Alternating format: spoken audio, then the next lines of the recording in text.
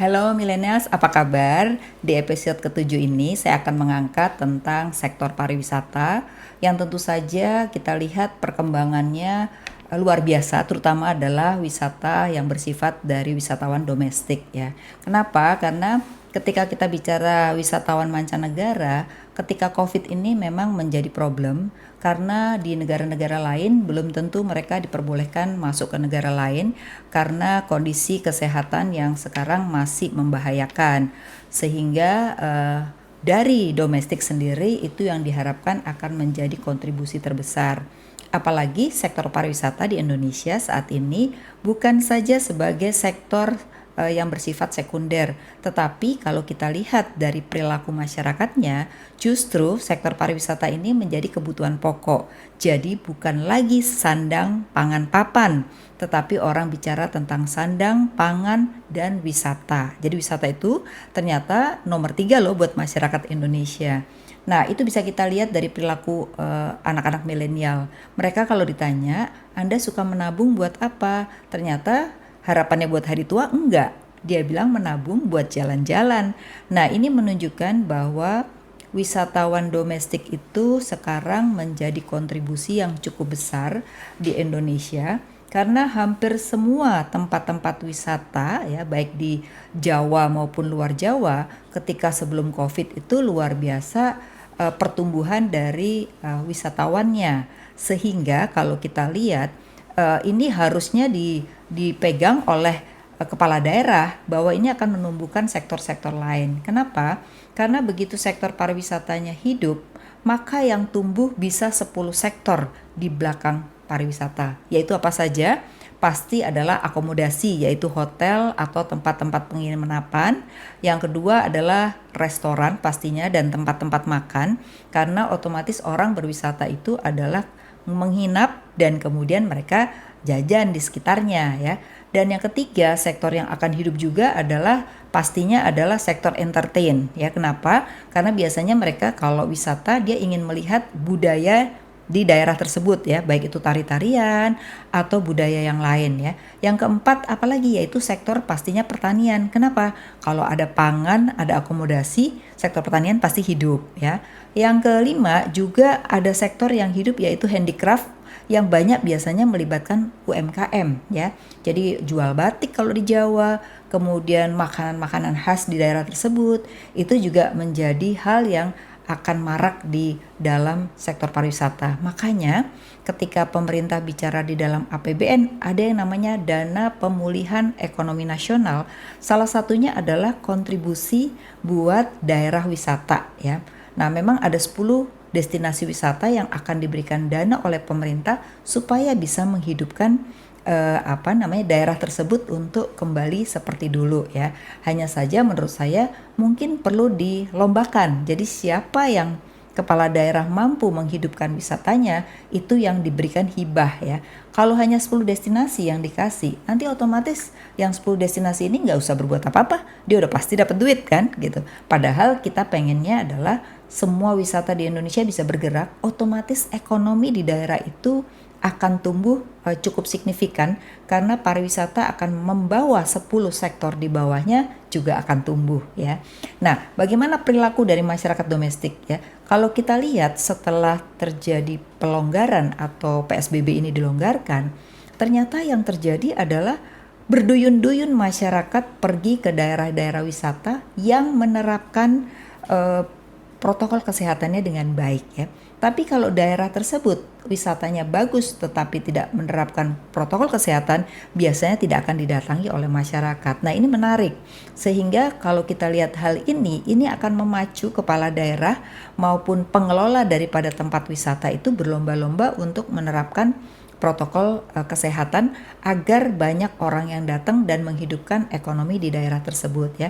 Kalau saya lihat sekarang di beberapa daerah Jawa sudah mulai didatangi oleh banyak masyarakat kita. Jadi masyarakat kita ini sebenarnya ya banyak yang nggak takut juga sama COVID gitu karena mereka menganggap bahwa sejauh mereka menggunakan masker, mereka taat protokol, mereka pasti bisa pergi kemana-mana ya. Dan sekarang juga penerbangan sudah mulai baik. Nah, memang ada masalah yang harus diselesaikan dalam sektor pariwisata ini, yaitu adalah integrasi antara satu sektor dengan sektor lain atau integrasi antara hulu sampai dengan hilir, ini yang kelihatannya kurang ya. Misalnya penerbangan ya, kadang-kadang tidak terintegrasi dengan bandaranya, tidak terintegrasi dengan tempat wisatanya. Nah, ini menurut saya perlu dilakukan dengan baik ya. Saya udah lihat yang paling bagus itu terintegrasi secara baik sekali adalah pertama Bali. Kenapa Bali?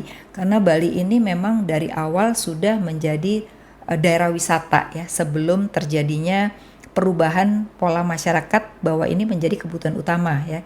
Yang kedua yang saya lihat baru ya, yang dulu namanya Banyuwangi, dulu terkenal dengan tempat atau tukang santet gitu ya. Tapi sekarang justru Banyuwangi itu jadi tempat wisata yang luar biasa gitu.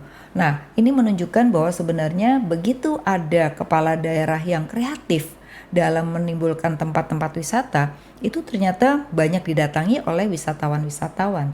Jadi saya melihat hal ini menjadi potensi bagi semua daerah, bahkan juga ada perkembangan baru bicara tentang wisata desa. Jadi desa-desa itu juga sekarang sudah mulai.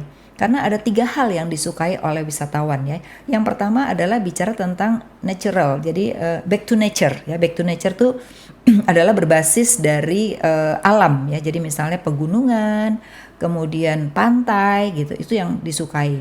Yang kedua adalah basis culture ya, budaya. Jadi budaya itu adalah bisa budaya masyarakatnya, budaya kehidupannya, itu juga sekarang menjadi tren ya. Dan yang ketiga adalah semacam MICE. Jadi kalau mereka bisa membuat event-event ya, menurut saya juga salah satu daerah Banyuwangi itu membuat event. Jadi setiap tahun dia punya paling 3, 4 atau 5 kegiatan yang sifatnya itu permanen ya, dan mengundang wisatawan dari luar ya. Ada sepedahan masuk desa-desa gitu.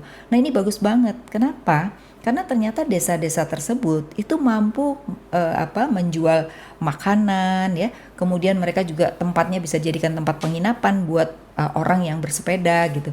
Dan akibatnya apa? Dalam setahun 5 kali pastinya ekonomi di daerah tersebut sangat positif sekali gitu. Jadi saya melihatnya pariwisata ini yang bakal lebih dulu dalam kondisi sekarang itu bisa hidup lebih cepat ya, dan itu sudah terbukti dalam sebulan atau 2 bulan terakhir ini setelah pelonggaran, itu justru yang paling marak didatangi oleh masyarakat Indonesia, dan ini akan menjadi kebutuhan. Nah, nanti setelah COVID ini selesai atau paling tidak sudah dianggap vaksin itu dimiliki oleh semua masyarakat, barulah kita bicara tentang wisatawan dari mancanegara ya. Nah, kalau kita lihat dari data itu menunjukkan bahwa kontribusi sektor pariwisata itu baru sekitar 17 miliar US dollar dalam kontribusinya di dalam devisa ya. Dan menurut saya yang sekarang masih paling banyak itu adalah pertama Malaysia yang paling banyak ya datang ke Indonesia, kemudian Singapura ya, kemudian China, Timur Leste, dan Australia. Itu adalah wisatawan terbesar dari mancanegara. Nah, seharusnya ke depan ini bisa lebih besar lagi karena banyak sekali negara berkembang yang mulai kelas menengahnya meningkat, dia membutuhkan tempat wisata. Oleh karena itu, bagaimana mengintegrasikan di antara MICE dan juga sektor-sektor yang berhubungan dengan pariwisata ini menjadi kunci penting ya. Karena kita lihat misalnya di Korea Selatan, di China, kalau orang Indonesia ke sana, juga di Jepang gitu ya, mereka itu sudah terintegrasi, baik akomodasi, kemudian tempat-tempat wisatanya gitu, sehingga ketika orang datang ke sana itu merasa nyaman. Nah, menurut saya ini harus diikuti.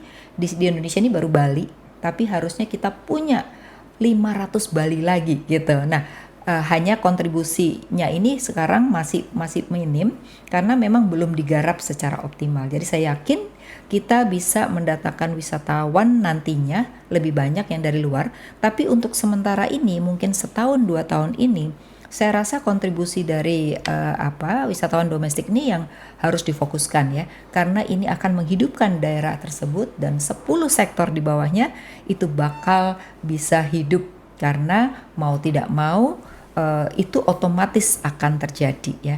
Nah, pemerintah daerah memang diharapkan sebenarnya adalah mereka ini menyadari bahwa ekonomi itu bukan semata urusan pemerintah pusat, tapi juga harus menjadi urusan pemerintah daerah karena sudah banyak kontribusi dana yang ke daerah ya, tetapi daerah masih melihat atau berpikir di masa lalu hanya sektor pertanian saja yang dihidupkan atau sektor lain, tapi justru harus mulai ke sektor pariwisata. Bahkan mungkin perlu membuat semacam workshop ya, bagaimana cara membuat batik sehingga kita bisa mengedepankan sebenarnya faktor-faktor culture ya yang sebenarnya itu di Indonesia luar biasa banyak kalau dibandingkan dengan negara lain.